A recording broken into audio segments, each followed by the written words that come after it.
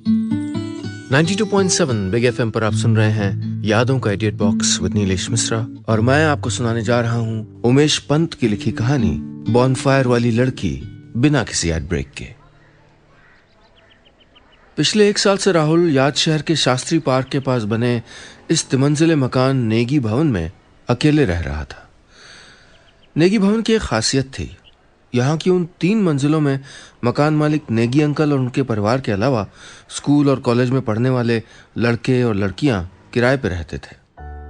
संयोग से सबके सब आपस में इतना घुल मिल के रहते थे कि किसी के भी वहां रहने से कभी कोई परेशानी नेगी अंकल को नहीं हुई। राहुल उन सारे लोगों में सबसे चुपचाप रहने वाला और सबसे ज्यादा पढ़ाई करने वालों में था। को करिकुलर एक्टिविटीज में वो हमेशा शामिल रहता, इसलिए नेगी भवन में केवल नेगी अंकल ही नहीं बल्कि बाकी सभी लोग भी उसको बहुत पसंद करते थे। बोर्ड परीक्षाओं की तैयारी में जुटा राहुल अपने बिस्तर पर बैठा आज भी किताबों से रूबरू था कि तभी एक आवाज गूंजी, राहुल दद्दा आपका फोन। राहुल के मकान मालिक नेगी अंकल की लड़की चुनमुन की इस आवाज ने अपने कमरे में 12वीं की मैथ्स की किताबों से घिरे राहुल के दिल में एक बार फिर खलबली मचा दी। पिछले लगभग 1 महीने से इस फोन के आने का अंदेशा आते ही राहुल खुश भी हो जाता और परेशान भी। राहुल दद्दा आपका फोन। चुनमुन की इस आवाज को सुनते ही उस 3 मंजिले मकान में रहने वाले 30 लोगों की निगाहें अपनी अपनी खिड़कियों के बाहर बरामदे पर टिक जाती। पिछले 1 महीने में इस घटना का रिपीट टेलीकास्ट कई बार जो हो चुका था। उन दिनों मोबाइल फोन इतने महंगे थे कि स्कूल में पढ़ने वाले राहुल जैसे लोग उसके बारे में सोच भी नहीं सकते थे। पूरे याद शहर में शायद एक आधी रईस लोगों के पास ही मोबाइल फोन थे तब। नेगी अंकल के घर में मौजूद लैंडलाइन फोन उनके सभी किराएदारों के लिए मुफ्त का एसटीडी बूथ था। किराए में ही लोकल और एसटीडी दोनों कॉल्स शामिल थी, लेकिन आउटगोइंग नहीं, केवल इनकमिंग। तो 12वीं की पढ़ाई करके अपने कस्बे से याद शहर आया राहुल आज फिर चुनमुन की पुकार सुन के बाहर आ गया। चुनमुन ऊपर से ही चीखी, राहुल दद्दा आपकी बॉनफायर वाली लड़की अनामिका का फोन है। पहली मंजिल पर रेलिंग से नीचे झांक के सूचना देते हुए चुनमुन के चेहरे पे एक शरारती मुस्कान बिखर गई और सूचना देने के ठीक बाद वो वापस अपने कमरे की ओर भाग गई। राहुल को चुनमुन पर गुस्सा आ रहा था कि चुनमुन की बच्ची बिना चीखे भी तो ये बात बता सकती है। अरे फोन ही तो आया था, इसमें इतना तमाशा करने की क्या जरूरत है। लेकिन चुनमुन को शायद इस कहानी का हिस्सा होने में मजा आता था। एक वही तो थी जिसको इस कहानी का पूरा बैकग्राउंड डिटेल में मालूम था। कहानी का बैकग्राउंड। राहुल को रोज आने वाले इस फोन का आखिर राज क्या था? अरे कौन है ये लड़की जो रोज राहुल को फोन करती है? नेगी अंकल की पूरी बिल्डिंग ये जानने के लिए पिछले कई दिनों से उतावली थी, लेकिन न चुनमुन ने कभी किसी को कुछ बताया और राहुल तो खैर इस बात का जिक्र आते किसी न किसी तरह टाल जाता। यही कोई 5 महीने पहले की बात रही होगी। याद शहर में हर बार की तरह इस बार भी राष्ट्रीय विज्ञान मेला लगा था। पूरे देश से स्कूलों में पढ़ने वाले चुनिंदा नौजवान इस मेले में हिस्सा लेने पहुंचे। राहुल स्कूल के सीनियर ग्रुप की ओर से और चुनमुन जूनियर ग्रुप की ओर से इस प्रतियोगिता में स्कूल को रिप्रेजेंट कर रहे थे। पिछले 1 महीने राहुल को आने वाले इस फोन की कहानी का बैकग्राउंड बस यहीं से शुरू होता है। आप सुन रहे हैं यादों का edit box with Nilesh Mishra, सिर्फ 92.7 बिग एफएम पे। याद शहर में हो रहे उस विज्ञान मेले की आज पहली शाम थी और जैसा कि ये रिवाज था, पहली शाम को दूर दूर से आए प्रतिभागियों के एक दूसरे से इंट्रोडक्शन के लिए जीआईसी स्कूल के मैदान में आज कैंप फायर हो रहा था। कैंप फायर हो और अंताक्षरी ना हो, ऐसा कैसे हो सकता है? तो तय किया गया कि पहले हर किसी को खड़े होकर अपना परिचय देना होगा और उसके बाद अंताक्षरी का दौर शुरू होगा। याद शहर में उस मौसम जितनी ठंड तो नहीं थी। अपनी आदत के मुताबिक कहें या फिर घर से निकलते हुए फोन पर दी गई माँ की सख्त हिदायतों के चलते, जो भी हो, राहुल बंदर टोपी से बाल, कान, चेहरा ढके और मफलर को गर्दन पे लटकाए हुए ठंड से बचाव की पूरी मुद्रा में था। बॉनफायर के लिए जलाई उस आग के किनारे दूर दूर से आए छात्र छात्राओं के बीच वो अभी कहीं एक कोने में दुबका बैठा हुआ था। तभी अंताक्षरी के उस खेल में एक अनजान लड़की ने गाना शुरू कर दिया। अभी न जाओ छोड़कर कि दिल अभी भरा नहीं।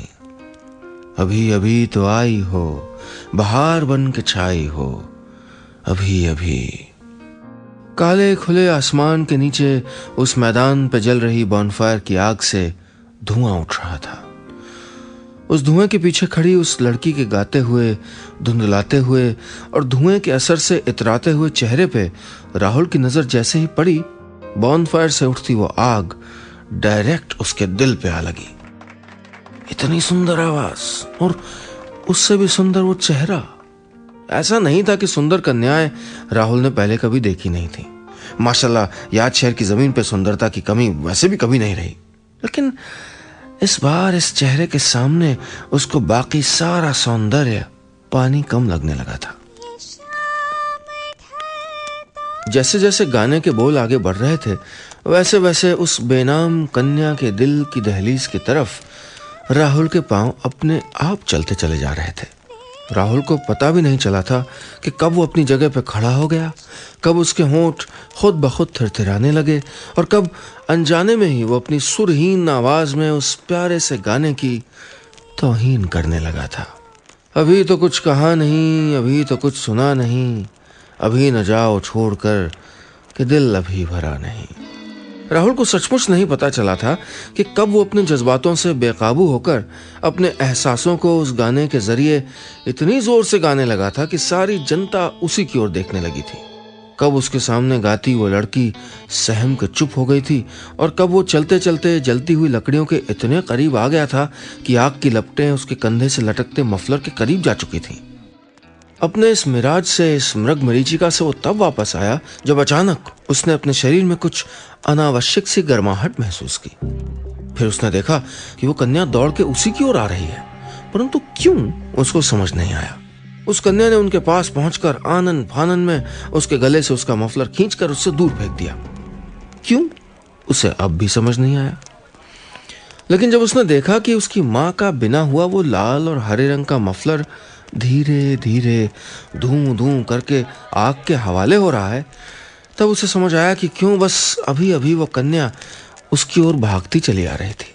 मफलर को राहुल के शरीर की सीमा से आजाद करने के बाद वो लड़की अपनी मीठी सी आवाज में बस एक लफ्ज कह के चली गई, इडियट। सारी जनता राहुल को ऐसे घूर रही थी जैसे चिड़ियाघर से आया कोई अनोखा विलुप्त प्राय प्राणी उनके सामने खड़ा हो। यूं तो राहुल को डर जाना चाहिए था, सक पकाना चाहिए था, अपनी इस बेपरवाही बेख्याली के लिए बेइज्जत महसूस करना चाहिए था और तुरंत वहां से चले जाना चाहिए था। पर इस दौरान कुछ तो ऐसा हो गया था कि राहुल ने ऐसा कुछ भी नहीं किया। खुद को घेरे भरी भीड़ को नजरअंदाज करके उसकी आंखें स्लो मोशन में उस कन्या को आग और धुएं से दूर जाता देख रही थी और उसके कान उस भीड़ की खुसर फुसर को अनसुना कर बस एक ही आवाज सुन रहे थे, अभी न जाओ छोड़कर कि दिल अभी भरा नहीं। आप सुन रहे हैं यादों का edit box with Nilesh Mishra, सिर्फ 92.7 बिग एफएम पे। उस रात सभा विसर्जन के बाद राहुल उसको मिले हॉस्टल के कमरे में अपने बिस्तर पे लेटे हुए नींद का इंतजार कर रहा था, पर बेगैरत नींद थी कि आने का नाम ही नहीं ले रही थी और उसकी आंखों में मौजूद उस अजनबी बेनाम लड़की का चेहरा था कि जाने का नाम ही नहीं ले रहा था। तभी पीछे से किसी ने चीखते हुए उसका ही नाम ले लिया, ओए मिस्टर राहुल, बत्ती बुझा दो, सुबह प्रेजेंटेशन नहीं देनी क्या? अपने रूममेट की चीख सुनने के बाद राहुल ने यह सोचते हुए बत्ती बुझा दी कि कल सुबह उसको 2 प्रेजेंटेशन देनी है, एक विज्ञान मेले के लिए और दूसरी जिंदगी के मेले के लिए। सुबह सुबह हॉस्टल में मिली अदरक वाली चाय पीकर राहुल अपने मॉडल के साथ साइंस एग्जीबिशन और फिर प्रेजेंटेशन के लिए तैयार था। उसको यकीन था कि उसके पास उसके इस मॉडल के रूप में इक्के का वो पत्ता मौजूद है कि कोई माय का लाल उसको जीतने से नहीं रोक सकता। उसने लाइट एमिटिंग डायोड से चलने वाली एक ऐसी स्ट्रीट लाइट का मॉडल तैयार किया था जो दिन के उजाले में खुद ब खुद बुझ जाती है, दिन भर सूरज की किरणों से चार्ज होती है और अंधेरा होते ही खुद ब खुद जल जाती है। प्रेजेंटेशन हॉल में सब बारी बारी से अपने अपने मॉडलों का बखान कर रहे थे। अगली बारी राहुल की थी। राहुल जैसे ही स्टेज पे आया, स्टेज पे सबसे पहले सामने वाली पंक्ति पे बैठी एक लड़की के मुंह से आवाज निकली। पहले हॉल में बैठे लोगों ने उस लड़की की तरफ देखा और फिर सामने स्टेज पे खड़े राहुल की ओर गौर फरमाया। कुछ ही देर में पूरा हॉल ठहाकों की आवाजों से भर चुका था। राहुल ने सकपकाते हुए पहली पंक्ति पे बैठी ठहाकों की शुरुआत करने वाली उस लड़की की तरफ देखा। ये तो वही थी, उसे आग की लपटों से बचा के उसके दिल में आग की लपटें लगाने वाली वही अनजान लड़की। राहुल समझ गया था कि उसको जरूर कल रात की बात पे हंसी आई होगी, लेकिन जैसे ही उसने अपनी प्रेजेंटेशन शुरू की कि जनता फिर से ठहाके लगाने लगी। राहुल को समझ ही नहीं आया कि रात गई बात गई, इसमें ऐसे ठहाके लगाने वाली क्या बात है। तभी स्टेज पे मौजूद जज ने हल्का सा एक इशारा किया। इशारे की दिशा का पीछा करते करते भोलानाथ ने नजर झुकाई तो देखा कि उसने जो पैंट पहनी हुई थी वो उल्टी थी। खैर, नरभसाया हुआ राहुल अभी इस बारे में कुछ कर नहीं सकता था, इसलिए वो सबको पूरी तरह इग्नोर करके तुरंत प्रेजेंटेशन देने लगा। कुछ देर पहले तक जिस हॉल में राहुल के भोलेपन पे ठहाके लगाए जा रहे थे, अब उसी हॉल में पिन ड्रॉप साइलेंस की हालत पैदा हो गई थी। एक बार राहुल को लगा कि बीच में रुके और जनता से पूछ ले, इतना सन्नाटा क्यों है भाई? पर वो जारी रहा और उसकी धारा प्रवाह अंग्रेजी को ब्रेक तभी लगा जब उसकी प्रेजेंटेशन खत्म हुई। उस पे ठहाकों की बौछार कर चुका पूरा हॉल अब उसके लिए तालियों की बरसात कर रहा था। और इस बीच पहली लाइन पे बैठी वो लड़की यानी अनामिका बिल्कुल चुपचाप राहुल को निहारे जा रही थी। आप सुन रहे हैं यादों का edit box with Nilesh Mishra, सिर्फ 92.7 बिग एफएम पे। अपने हिस्से की तालियां बटोरकर राहुल चुपचाप अनामिका के पीछे उस खाली कुर्सी पे आके बैठ गया। उसने खामोशी से एक पन्ने पे कुछ लिखना शुरू कर दिया। थोड़ी देर में अनामिका का नाम भी स्टेज से पुकारा गया। अब उसको प्रेजेंटेशन देनी थी। जैसे ही अनामिका स्टेज की ओर बढ़ी, एक बार फिर पूरा हॉल, जी हां पूरा का पूरा हॉल हंसी के ठहाकों से गूंज उठा। अनामिका को ज्यादा कुछ समझ नहीं आया, पर इतना समझ में आ गया कि दाल में कुछ काला तो जरूर है। अनामिका ने मुड़ के देखा तो राहुल अपने चेहरे पे कॉन्फिडेंस की कोटिंग चढ़ाए अनामिका को ऐसे देख रहा था जैसे उसने कोई जंग जीत ली हो। फिर उसने अनामिका को उसके दुपट्टे की तरफ देखने का इशारा किया। अनामिका ने उस इशारे का पीछा करते हुए अपनी नजर भी घुमाई तो देखा कि दुपट्टे से एक पेपर झांक रहा था।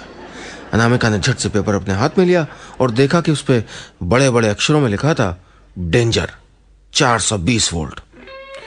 अनामिका समझ गई कि यह हरकत किसी और की नहीं, उसके पीछे बैठे उस राहुल की ही है जो बस शक्ल से भोला लगता है। अच्छा बच्चू, एक तो कल रात भरी सभा में हमने तुम्हारी जान बचाई और आज हम तुमको खतरा नजर आ रहे हैं। अब देखो ये अनामिका वालिया तुमको कैसे कैसे खतरों में डालती है। अनामिका ने कुछ देर के लिए सब कुछ भूलते हुए अपनी प्रेजेंटेशन दे दी।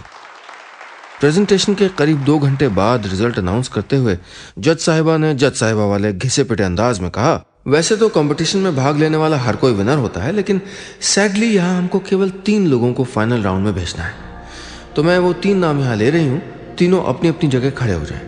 राहुल अब तक अपनी 5 उंगलियों के 5 नाखूनों को दांतों से खुरच खुरच के घबरा घबरा के हलवा बना चुका था। तीसरा नाम है मिस अनामिका वालिया।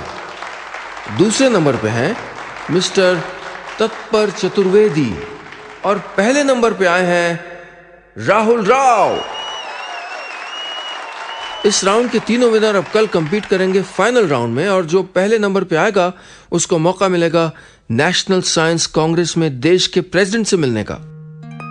राहुल अनामिका को देखकर कुछ सोचते हुए मन ही मन मुस्कुरा दिया। उससे कुछ कदमों के फासले पे खड़ी अनामिका वालिया मन ही मन में पूरी योजना बना चुकी थी कि जीतने के लिए उसको क्या करना है। आप सुन रहे हैं यादों का edit box with Nilesh Mishra, सिर्फ 92.7 बिग एफएम पे। दूसरे दिन सेमिनार हॉल में फाइनल कंपटीशन था। पूरा हॉल खचाखच भरा हुआ था। देखना यह था कि कौन होगा वो भाग्यशाली प्रतियोगी जिसको राष्ट्रपति से मिलने का मौका मिलेगा। अनामिका पूरी तैयारी से आई थी। उसने अपने मॉडल को डिस्क्राइब करने के लिए बाकायदा पूरा पावर पॉइंट प्रेजेंटेशन तैयार कर लिया था। ठीक 3 बजे से प्रेजेंटेशन होना था। अनामिका ने चारों ओर नजर दौड़ाई। राहुल कहीं भी नजर नहीं आ रहा था। अनामिका मन ही मन सोच रही थी, अब तक तो उस राहुल के बच्चे को आ जाना चाहिए था। अनामिका बार बार अपनी कलाई घड़ी की ओर देख रही थी, लेकिन जब घड़ी का कांटा 3 बजने के बिल्कुल करीब पहुंच गया तो अनामिका को चिंता होने लगी। कहीं राहुल को सब कुछ पता तो नहीं चल गया। अनामिका को इस ख्याल से घबराहट होने लगी थी, लेकिन प्रेजेंटेशन का वक्त होने पर भी जब राहुल नहीं आया तो अनामिका ने राहत की सांस ली। राहुल का नाम स्टेज से कई बार अनाउंस किया गया। कुछ देर बाद टाइम पे सेमिनार हॉल में ना आने की वजह से उसको डिस्क्वालीफाई कर दिया गया। अब कंपटीशन केवल अनामिका और उस एक और प्रतियोगी के बीच था। अनामिका जब स्टेज से बोल रही थी तो अचानक उसने देखा कि दर्शकों के लिए बनी कुर्सी में कहीं पीछे एक कोने पे राहुल भी बैठा हुआ है। उसके चेहरे पे भोली सी मुस्कुराहट बिखरी हुई थी। अनामिका को कुछ समझ नहीं आ रहा था कि आखिर राहुल क्यों फाइनल कंपटीशन में नहीं आया। वो अपने चेहरे पे हल्की सी घबराहट के भाव लिए सोच रही थी कि कहीं उसे सचमुच पता चल गया और उसने सबको बता दिया तो इतने लोगों के सामने फजीहत तो होगी। घर जाके जिन घर वालों से लड़के और जीत का दावा करके यहाँ आई हूं उनको भी कोई जवाब नहीं दे पाऊंगी। अनामिका की प्रेजेंटेशन जैसे खत्म हुई, सभी लोगों के साथ राहुल ने भी खूब तालियां बजाई, बल्कि औरों से ज्यादा उत्साह उसके चेहरे पे था। कंपटीशन के रिजल्ट कुछ ही देर में सामने थे। अनामिका को पहला स्थान मिला था, पर न जाने कौन सी वजह थी कि अनामिका ने महसूस किया कि जितना खुश उसको होना चाहिए था वो नहीं है। पीछे किसी कुर्सी में बैठा भोला सा वो मुस्कुराता चेहरा जैसे उसको बार बार मुंह चिढ़ा रहा था, और उधर न जाने कौन सी वजह थी कि राहुल अपनी हार को भूलकर अनामिका की जीत के लिए खुशी से फूला नहीं समा रहा था। अनामिका का मन किया कि जाके उसको बोल दे, ये मेरी जीत नहीं है, ये चीटिंग है और इस जीत की हकदार मैं नहीं तुम हो।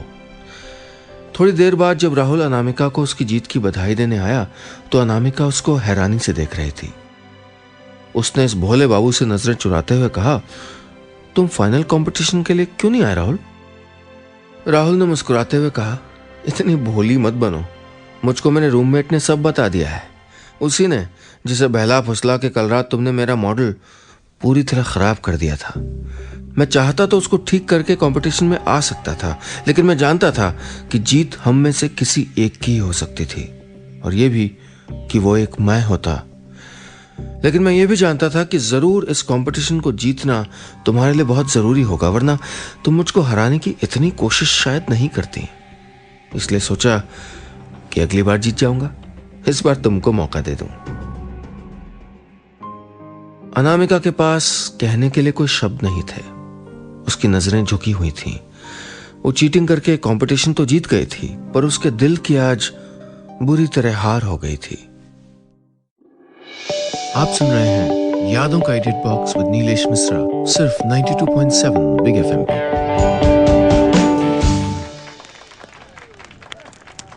विज्ञान मेला आज खत्म हो रहा था। आज फिर बॉनफायर के लिए लोग मैदान में इकट्ठा हुए थे। बॉनफायर की आग की रोशनी के किनारे उसकी आंच को सेकते लोगों में आज 2 लोग ऐसे थे जो भीड़ में रहते हुए भी भीड़ से दूर अपनी ही बनाई एक अलग दुनिया में थे। राहुल की अपनी अलग दुनिया और अनामिका की अपनी अलग दुनिया। अलग अलग दिलों में बने 2 अलग अलग संसार, जिनकी जमीन और आसमान न जाने कब और कैसे एक हो गए थे। आग की लपटों के 2 अलग अलग छोरों पे बैठे दोनों की आंखें आज रह रह के एक दूसरे से टकरा रही थीं।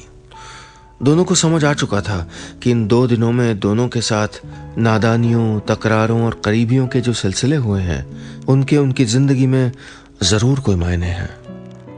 जलती हुई लाल लपटों के दूसरे छोर से आज जब अनामिका ने राहुल को देखा तो उन आंखों से अजनबीपन गायब था। ऐसा बहुत कम होता है, पर होता है कि अनकहे ही बयां की गई बातें एक साथ 2 लोगों को एक ही भाषा में समझ आ जाएं। इस मामले में यही हुआ था। अगली सुबह अनामिका को चंडीगढ़ लौटना था। यह हो सकता था कि उनकी आखिरी मुलाकात होती। कहाँ चंडीगढ़ और कहाँ याद शहर। हो तो यह भी सकता था कि उनकी मुलाकात भी दुनिया की ऐसी हजारों मुलाकातों का हिस्सा हो जाती जिनमें आगे बढ़ने की ढेरों संभावनाएं होने के बावजूद रिश्ते बस इसलिए अजनबियत की गर्द में खो जाते हैं क्योंकि किसी ऐन मौके पर उनको आगे बढ़ाने की पहल नहीं हो पाई। अब ट्रूथ एंड डेयर का गेम खेला जा रहा था। खेल चल ही रहा था कि राहुल घूमती हुई उस बोतल के निशाने पे आ गया। क्या लेना चाहेंगे आप? उससे पूछा गया। उसने कहा, डेयर। मौके का फायदा उठाते हुए उसके मकान मालिक की बेटी चुनमुन ने अपनी जगह से उठते हुए और शरारत भरी मुस्कान चेहरे पे लाते हुए कहा, तो जाओ जाओ उस लड़की को प्रपोज करो। उंगलियों के इशारे का पीछा करता हुआ राहुल जहां पहुंचा, सामने अनामिका थी और राहुल पूरी तैयारी के साथ आया था।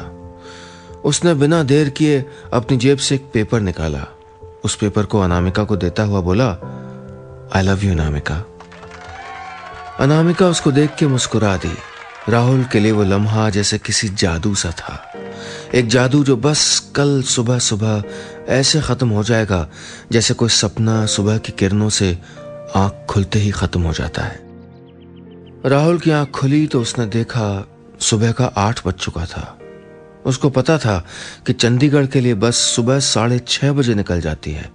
फिर भी एक आखिरी उम्मीद लेके वो जल्दी से उठा, कंबल किनारे फेंका और बिना हाथ मुंह धोए बदहवास सा स्टेशन की तरफ चला गया। चंडीगढ़ की बस सचमुच जा चुकी थी। निराश होके वो हॉस्टल लौट आया। उसी दिन हॉस्टल खाली करके वो वापस अपने ठिकाने यानी नेगी भवन आ चुका था। उसको ऐसा लग रहा था जैसे एक खूबसूरत सफर शुरू होते होते रह गया। उस रात न उसका पढ़ने में मन लगा, न ही आंखों में नींद आई। बार बार वो बॉनफायर, वो अनामिका और उसका गाना जहन में आता रहा। अभी न जाओ छोड़कर कि दिल अभी भरा नहीं। दूसरे दिन शाम तक राहुल कहीं खोया खोया सा रहा। किसी काम में उसका मन नहीं लग रहा था। शाम के वक्त हाथ में चाय की प्याली लिए राहुल खिड़की से बाहर देखता हुआ किसी सोच में डूबा था कि उसने चुनमुन की आवाज सुनी। राहुल दद्दा, आपका फोन। बाहर आंगन में आया तो देखा मंजिल की रेलिंग से झांक के चुनमुन मुस्कुरा रही थी। राहुल को क्या पता था कि साइंस कंपटीशन से चलते चलते चुनमुन अपनी डायरी का एक पन्ना निकाल के, उसे फाड़ के, उस पे एक नंबर लिख के अनामिका को दे आई थी। बस इतनी सी थी ये कहानी।